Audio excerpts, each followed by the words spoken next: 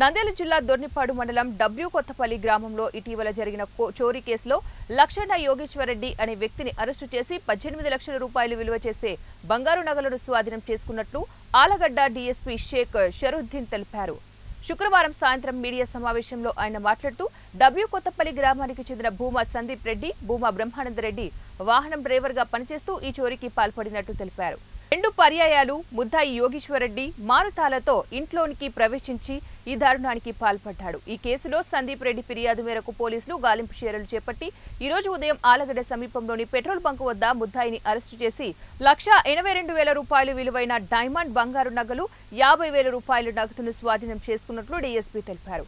చాకచక్యంగా కేసును ఛేదించిన rural CI Hanumantha Nayak, Dornipadu SI Suresh సిబ్బందిని ఆయన అభినందించారు. అదేవిధంగా అతనే చేసినాడనే ఉద్దేశంతో ఫైనల్గా కన్క్లూజన్ చేసినారు. అతని కోసం గాలింపు చర్యలు కూడా చేసినారు. అదేవిధంగా ఆ గాలింపు చర్యల్లో భాగంగానే ఈరోజు 14/6/2024 ఉదయం 11 గంటలు అతని గురించి సమాచారం వచ్చింది. దొల్లిపాడు గ్రామంలో హెచ్పి పెట్రోల్ బంక్ ఆళ్లగడ్డకు వచ్చే దారిలో హెచ్పి పెట్రోల్ బంక్ దగ్గర ఉన్నాడనే సమాచారం రాబడింది.